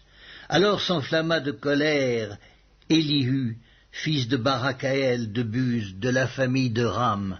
Sa colère s'enflamma contre Job parce qu'il se disait juste devant Dieu, et sa colère s'enflamma contre ses trois amis parce qu'ils ne trouvaient rien à répondre et que néanmoins ils condamnaient Job. Comme ils étaient plus âgés que lui, Élihu avait attendu jusqu'à ce moment pour parler à Job. Mais voyant qu'il n'y avait plus de réponse dans la bouche de ces trois hommes, Élihu s'enflamma de colère. Et Élihu, fils de Barakaël de Buz, prit la parole et dit « Je suis jeune, et vous êtes des vieillards. C'est pourquoi j'ai craint, j'ai redouté de vous faire connaître mon sentiment. Je disais en moi-même « Les jours parleront, le grand nombre des années enseignera la sagesse. » Mais en réalité, dans l'homme, c'est l'esprit, le souffle du Tout-Puissant qui donne l'intelligence. Ce n'est pas l'âge qui procure la sagesse, ce n'est pas la vieillesse qui rend capable de juger. Voilà pourquoi je dis, écoute. Moi aussi, j'exposerai ma pensée. J'ai attendu la fin de vos discours, j'ai suivi vos raisonnements, votre examen des paroles de Job. Je vous ai donné toute mon attention, et voici, aucun de vous ne l'a convaincu, aucun n'a réfuté ses paroles. Ne dites pas cependant, en lui nous avons trouvé la sagesse, c'est Dieu qui peut le confondre, ce n'est pas un homme. Il ne s'est pas adressé directement à moi, aussi lui répondrai-je tout autrement que vous. Ils ont peur, ils ne répondent plus, ils ont la parole coupée. J'ai attendu qu'ils eussent fini leur discours, qu'ils s'arrêtassent et ne sussent que répliquer. À mon tour je veux répondre aussi, je veux dire aussi ce que je pense, car je suis plein de paroles. L'esprit me presse au-dedans de moi, mon intérieur est comme un vin qui n'a pas d'issue, comme des outres neuves qui vont éclater. Je parlerai pour respirer à l'aise, j'ouvrirai mes lèvres et je répondrai. Je n'aurai point égard à l'apparence, et je ne flatterai personne, car je ne sais pas flatter. Mon Créateur m'enlèverait bien vite. Le livre de Job, chapitre 33. Maintenant donc, Job, écoute mes discours, prête l'oreille à toutes mes paroles. Voici, j'ouvre la bouche, ma langue se remue dans mon palais, c'est avec droiture de cœur que je vais parler, c'est la vérité pure qu'exprimeront mes lèvres. L'Esprit de Dieu m'a créé, et le souffle du Tout-Puissant m'anime. Si tu le peux, réponds-moi, défends ta cause, tiens-toi prêt. Devant Dieu, je suis ton semblable, j'ai été comme toi formé de la boue. Ainsi mes terreurs ne te troubleront pas et mon poids ne saurait t'accabler.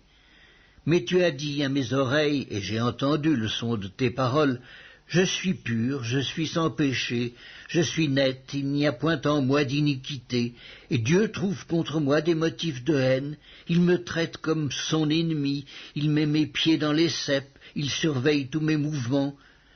Je te répondrai qu'en cela tu n'as pas raison, car Dieu est plus grand que l'homme. Veux-tu donc disputer avec lui parce qu'il ne rend aucun compte de ses actes? Dieu parle cependant, tantôt d'une manière, tantôt d'une autre, et l'on n'y prend point garde. Il parle par des songes, par des visions nocturnes, quand les hommes sont livrés à un profond sommeil, quand ils sont endormis sur leur couche. Alors il leur donne des avertissements et met le sceau à ses instructions, afin de détourner l'homme du mal et de le préserver de l'orgueil, afin de garantir son âme de la fausse et sa vie des coups du glaive. Par la douleur aussi l'homme est repris sur sa couche, quand une lutte continue vient agiter ses os. Alors il prend en dégoût le pain, même les aliments les plus exquis. Sa chair se consume et disparaît, ses os qu'on ne voyait pas sont mis à nu, son âme s'approche de la fosse et sa vie des messagers de la mort. Mais s'il se trouve pour lui un ange intercesseur, un d'entre les 1000 qui annoncent à l'homme la voie qu'il doit suivre, Dieu a compassion de lui et dit à l'ange, « Délivre-le, afin qu'il ne descende pas dans la fosse. J'ai trouvé une rançon. » Et sa chair a plus de fraîcheur qu'au premier âge, il revient au jour de sa jeunesse. Il adresse à Dieu sa prière et Dieu lui est propice, lui laisse voir sa face avec joie et lui rend son innocence. Il chante devant les hommes et dit « J'ai péché, j'ai violé la justice, et je n'ai pas été puni comme je le méritais. » Dieu a délivré mon âme pour qu'elle n'entrât pas dans la fosse, et ma vie s'épanouit à la lumière. Voilà tout ce que Dieu fait, 2 fois, 3 fois avec l'homme, pour ramener son âme de la fosse, pour l'éclairer de la lumière des vivants. Sois attentif, Job, écoute-moi. Tais-toi, et je parlerai. Si tu as quelque chose à dire, réponds-moi. Parle, car je voudrais te donner raison. Si tu n'as rien à dire, écoute-moi. Tais-toi et je t'enseignerai la sagesse. Le livre de Job, chapitre 34. Élihu reprit et dit, « Sages, écoutez mes discours, vous qui êtes intelligents, prêtez-moi l'oreille, car l'oreille discerne les paroles comme le palais savoure les aliments. Choisissons ce qui est juste, voyons entre nous ce qui est bon. » Job dit, « Je suis innocent, et Dieu me refuse justice. J'ai raison et je passe pour menteur. Ma plaie est douloureuse et je suis sans péché. Y a-t-il un homme semblable à Job, buvant la raillerie comme l'eau, marchant en société de ceux qui font le mal, cheminant de pair avec les impies? Car il a dit, il est inutile à l'homme de mettre son plaisir en Dieu. Écoutez-moi donc, homme de sens, loin de Dieu l'injustice, loin du Tout-Puissant l'iniquité. Il rétribue chacun selon ses voies, il rend à l'homme selon ses œuvres. Non, certes, Dieu ne commet pas l'iniquité, le Tout-Puissant ne viole pas la justice. Qui l'a chargé de gouverner la terre? Qui a confié l'univers à ses soins? S'il ne pensait qu'à lui-même, s'il retirait à lui son esprit et son souffle, toute chair périrait soudain, et l'homme rentrerait dans la poussière. Si tu as de l'intelligence, écoute ceci, prête l'oreille au son de mes paroles. Un ennemi de la justice régnerait-il? Et condamneras-tu le juste, le puissant, qui proclame la méchanceté des rois et l'iniquité des princes, qui n'a point égard à l'apparence des grands et ne distingue pas le riche du pauvre, parce que tous sont l'ouvrage de ses mains? En un instant ils perdent la vie. Au milieu de la nuit, un peuple chancelle et périt. Le puissant disparaît sans la main d'aucun homme, car Dieu voit la conduite de tous. Il a les regards sur les pas de chacun. Il n'y a ni ténèbres ni ombre de la mort où puissent se cacher ceux qui commettent l'iniquité.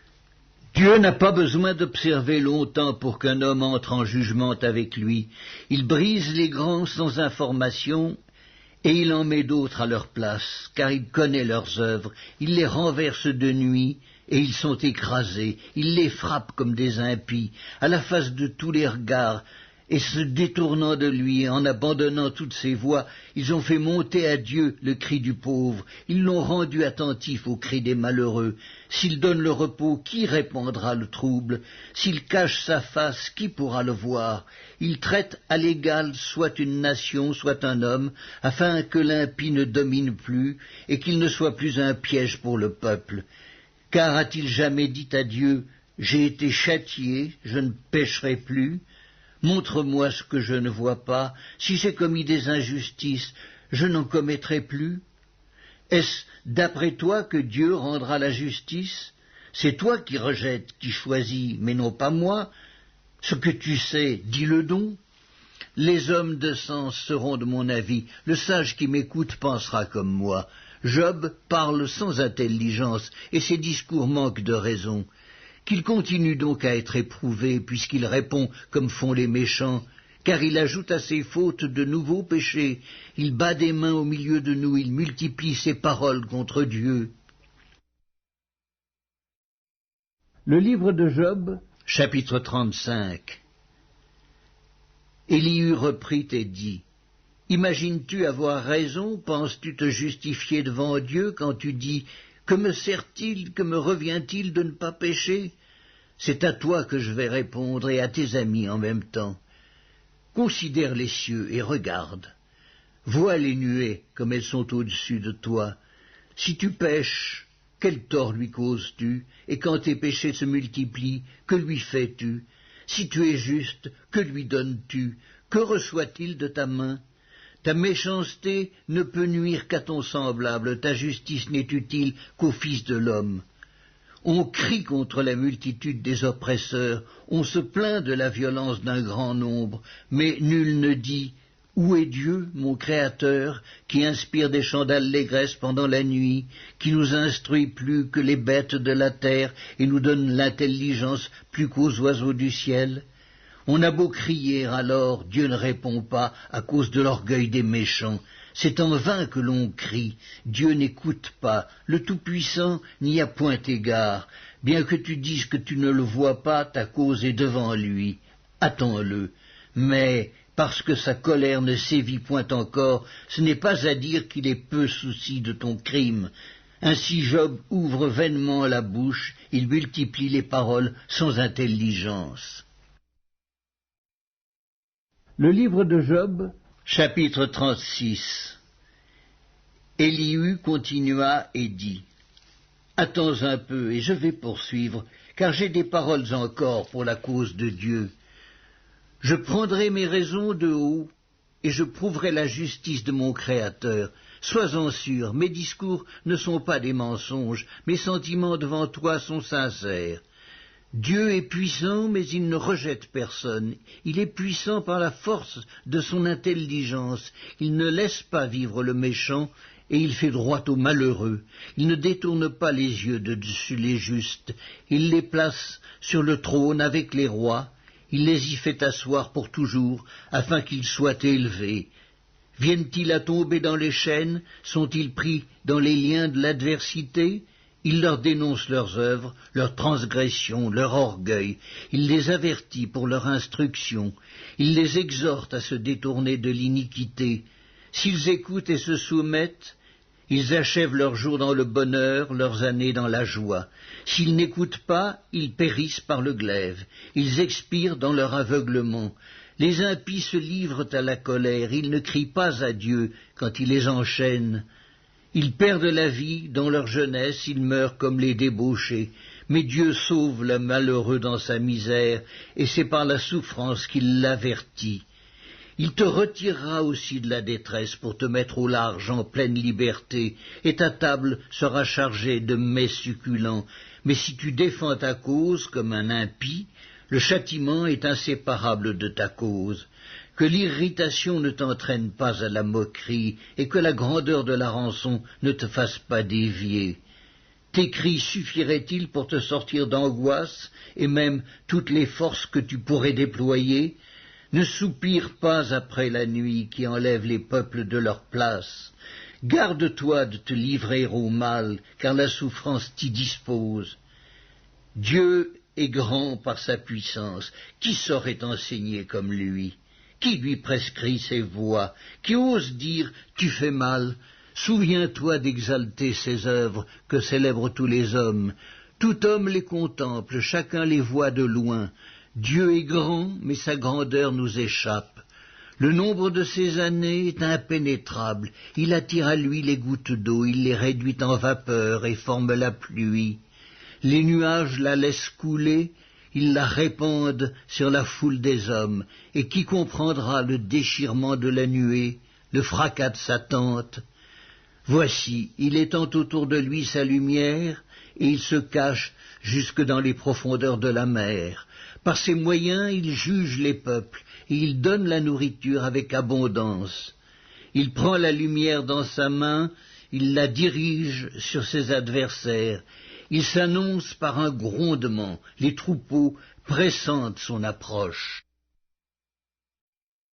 Le livre de Job, chapitre 37. Mon cœur est tout tremblant, il bondit hors de sa place.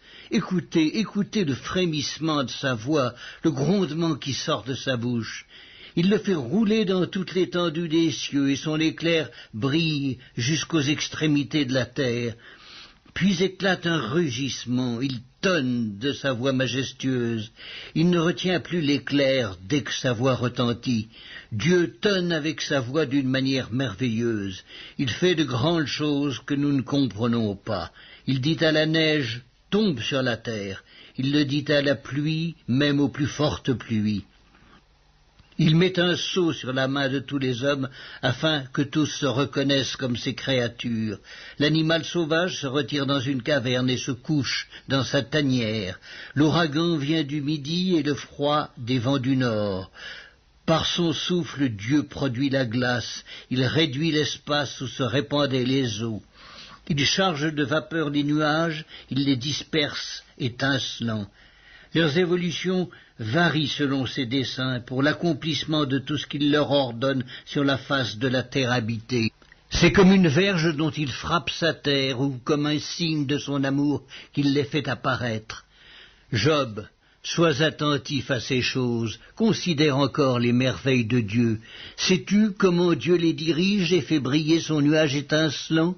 Comprends-tu le balancement des nuées, les merveilles de celui dont la science est parfaite? Sais-tu pourquoi tes vêtements sont chauds quand la terre se repose par le vent du midi? Peux-tu comme lui étendre les cieux aussi solides qu'un miroir de fonte? Fais-nous connaître ce que nous devons lui dire. Nous sommes trop ignorants pour nous adresser à lui. Lui annoncera-t-on que je parlerai? Mais quel est l'homme qui désire sa perte? On ne peut fixer le soleil qui resplendit dans les cieux lorsqu'un vent passe et en ramène la pureté. Le septentrion le rend éclatant comme l'or. Oh, que la majesté de Dieu est redoutable! Nous ne saurions parvenir jusqu'au Tout-Puissant, grand par la force, par la justice, par le droit souverain. Il ne répond pas. C'est pourquoi les hommes doivent le craindre. Il ne porte les regards sur aucun sage. Le livre de Job, chapitre 38. L'Éternel répondit à Job du milieu de la tempête et dit: Qui est celui qui obscurcit mes desseins par des discours sans intelligence? Saint terrain comme un vaillant homme, je t'interrogerai et tu m'instruiras. Où étais-tu quand je fondais la terre? Dis-le si tu as de l'intelligence. Qui en a fixé les dimensions, le sais-tu? Ou qui a étendu sur elle le cordeau? Sur quoi ses bases sont-elles appuyées? Ou qui en a posé la pierre angulaire? Alors que les étoiles du matin éclataient en chants d'allégresse et que tous les fils de Dieu poussaient des cris de joie, qui a fermé la mer avec des portes quand elle s'élança du sein maternel, quand je fis de la nuée son vêtement et de l'obscurité ses langes, quand je lui imposai ma loi et que je lui mis des barrières et des portes, quand je dis « Tu viendras jusqu'ici, tu n'iras pas au-delà ». Ici s'arrêtera l'orgueil de tes flots. Depuis que tu existes, as-tu commandé au matin? As-tu montré sa place à l'aurore pour qu'elle saisisse les extrémités de la terre et que les méchants soient secoués, pour que la terre se transforme comme l'argile qui reçoit une empreinte et qu'elle soit parée comme d'un vêtement, pour que les méchants soient privés de leur lumière et que le bras qui se lève soit brisé? As-tu pénétré jusqu'aux sources de la mer? T'es-tu promené dans les profondeurs de l'abîme? Les portes de la mort t'ont-elles été ouvertes? As-tu vu les portes de l'ombre de la mort? As-tu embrassé du regard l'étendue de la terre? Parle, si tu sais toutes ces choses. Où est le chemin qui conduit au séjour de la lumière, et les ténèbres, où ont-elles leur demeure? Peux-tu les saisir à leurs limites et connaître les sentiers de leur habitation? Tu le sais, car alors tu étais né, et le nombre de tes jours est grand. Es-tu parvenu jusqu'aux amas de neige? As-tu vu les dépôts de grêle que je tiens en réserve pour les temps de détresse, pour les jours de guerre et de bataille? Par quel chemin la lumière se divise-t-elle et le vent d'Orient se répand-il sur la terre? Qui a ouvert un passage à la pluie et tracé la route de l'éclair et du tonnerre pour que la pluie tombe sur une terre sans habitants, sur un désert où il n'y a point d'hommes, pour qu'elle abreuve les lieux solitaires et arides et qu'elle fasse germer et sortir l'herbe? La pluie a-t-elle un père? Qui fait naître les gouttes de la rosée? Du sein de qui sort la glace, et qui enfante le frimas du ciel pour que les eaux se cachent comme une pierre et que la surface de l'abîme soit enchaînée? Noues-tu les liens des Pléiades ou détaches-tu les cordages de l'Orion?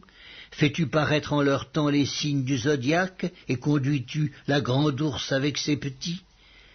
Connais-tu les lois du ciel? Règles-tu son pouvoir sur la terre? Élèves-tu la voix jusqu'aux nuées pour appeler à toi des torrents d'eau? Lances-tu les éclairs? Partent-ils? Te disent-ils, nous voici? Qui a mis la sagesse dans le cœur ou qui a donné l'intelligence à l'esprit? Qui peut avec sagesse compter les nuages et verser les outres des cieux pour que la poussière se mette à ruisseler et que les mottes de terre se collent ensemble? Le livre de Job, chapitre 39. Chasses-tu la proie pour la lionne, et apaises-tu la faim des lionceaux, quand ils sont couchés dans leur tanière, quand ils sont en embuscade dans leurs repères? Qui prépare au corbeau sa pâture, quand ses petits crient vers Dieu, quand ils sont errants et affamés? Sais-tu quand les chèvres sauvages font leurs petits? Observes-tu les biches quand elles mettent bas? Comptes-tu les mois pendant lesquels elles portent, et connais-tu l'époque où elles enfantent? Elles se courbent, laissent échapper leur progéniture, et sont délivrées de leur douleur. Leurs petits prennent de la vigueur, et grandissent en plein air. Ils s'éloignent et ne reviennent plus auprès d'elle. Qui met en liberté l'âne sauvage et l'affranchit de tout lien? J'ai fait du désert son habitation, de la terre salée sa demeure. Il se rit du tumulte des villes, il n'entend pas les cris d'un maître. Il parcourt les montagnes pour trouver sa pâture. Il est à la recherche de tout ce qui est vert. Le buffle, veux-tu l'être à ton service? Passe-t-il la nuit vers ta crèche? L'attaches-tu par une corde pour qu'il trace un sillon? Va-t-il après toi briser les mottes des vallées? Te reposes-tu sur lui parce que sa force est grande? Lui abandonnes-tu le soin de tes travaux? Te fies-tu à lui pour la rentrée de ta récolte? Est-ce lui qui doit l'amasser dans ton air? L'aile de l'autruche se déploie joyeuse. On dirait l'aile, le plumage de la cigogne. Mais l'autruche abandonne ses œufs à la terre et les fait chauffer sur la poussière.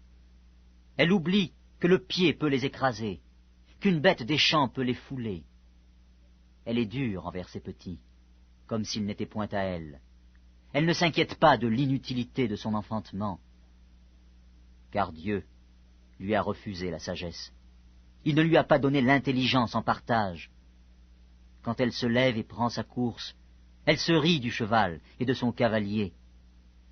Est-ce toi qui donnes la vigueur au cheval et qui revêt son cou d'une crinière flottante? Le fais-tu bondir comme la sauterelle? Son fier hennissement répand la terreur. Il creuse le sol et se réjouit de sa force. Il s'élance au-devant des armes. Il se rit de la crainte. Il n'a pas peur. Il ne recule pas en face de l'épée. Sur lui retentit le carquois. Brille la lance et le javelot. Bouillonnant d'ardeur, il dévore la terre. Il ne peut se contenir au bruit de la trompette. Quand la trompette sonne, il dit « En avant !» Et de loin il flaire la bataille, la voix tonnante des chefs et les cris de guerre. Est-ce par ton intelligence que l'épervier prend son vol et qu'il étend ses ailes vers le midi? Est-ce par ton ordre que l'aigle s'élève et qu'il place son nid sur les hauteurs? C'est dans les rochers qu'il habite, qu'il a sa demeure, sur la cime des rochers, sur le sommet des monts. De là, il épie sa proie, il plonge au loin les regards, ses petits boivent le sang, et là où sont des cadavres, l'aigle se trouve. L'Éternel, s'adressant à Job, dit « Celui qui dispute contre le Tout-Puissant est-il convaincu? Celui qui conteste avec Dieu a-t-il une réplique à faire? » Job répondit à l'Éternel et dit « Voici, je suis trop peu de choses. Que te répliquerai-je? Je mets la main sur ma bouche. J'ai parlé une fois, je ne répondrai plus. 2 fois, je n'ajouterai rien. » Le livre de Job, chapitre 40. L'Éternel répondit à Job du milieu de la tempête et dit « Saint et rein comme un vaillant homme. Je t'interrogerai et tu m'instruiras. Anéantiras-tu jusqu'à ma justice? Me condamneras-tu pour te donner droit? As-tu un bras comme celui de Dieu, une voix tonnante comme la sienne? Orne-toi de magnificence et de grandeur. Revêt-toi de splendeur et de gloire. Répands les flots de ta colère, et d'un regard abaisse les hautains. D'un regard humilie les hautains. Écrase sur place les méchants. Cache-les tous ensemble dans la poussière. Enferme leur front dans les ténèbres. Alors, je rends hommage à la puissance de ta droite. Voici l'hippopotame, à qui j'ai donné la vie comme à toi. Il mange de l'herbe comme le bœuf. Le voici. Sa force est dans ses reins, et sa vigueur dans les muscles de son ventre. Il plie sa queue aussi ferme qu'un cèdre. Les nerfs de ses cuisses sont entrelacés.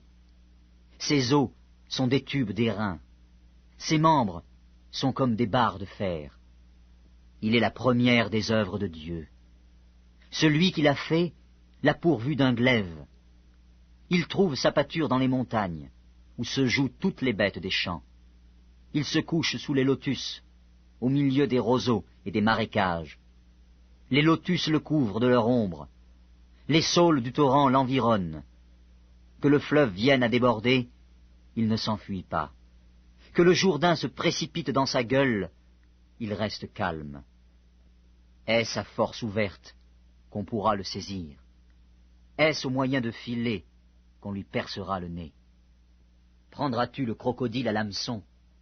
Saisiras-tu sa langue avec une corde? Mettras-tu un jonc dans ses narines? Lui perceras-tu la mâchoire avec un crochet? Te pressera-t-il de supplications? Te parlera-t-il d'une voix douce? Fera-t-il alliance avec toi pour devenir à toujours ton esclave? Joueras-tu avec lui comme avec un oiseau? L'attacheras-tu pour amuser tes jeunes filles? Les pêcheurs en trafiquent-ils? Le partagent-ils entre les marchands? Couvriras-tu sa peau de dard et sa tête de harpon? Dresse ta main contre lui, et tu ne t'aviseras plus de l'attaquer. Voici, on est trompé dans son attente. À son seul aspect, n'est-on pas terrassé? Le livre de Job, chapitre 41. Nul n'est assez hardi pour l'exciter. Qui donc me résisterait en face? De qui suis-je le débiteur? Je le paierai. Sous le ciel, tout m'appartient. Je veux encore parler de ses membres, et de sa force, et de la beauté de sa structure. Qui soulèvera son vêtement? Qui pénétrera entre ses mâchoires? Qui ouvrira les portes de sa gueule? Autour de ses dents habite la terreur. Ses magnifiques et puissants boucliers sont unis ensemble comme par un sceau. Ils se serrent l'un contre l'autre, et l'air ne passerait pas entre eux. Ce sont des frères qui s'embrassent, se saisissent, demeurent inséparables. Ses éternuements font briller la lumière. Ses yeux sont comme les paupières de l'aurore. Des flammes jaillissent de sa bouche. Des étincelles de feu s'en échappent. Une fumée sort de ses narines, comme d'un vase qui bout, d'une chaudière ardente. Son souffle allume les charbons. Sa gueule lance la flamme. La force a son cou pour demeure, et l'effroi bondit au-devant de lui. Ses parties charnues tiennent ensemble, fondues sur lui, inébranlables.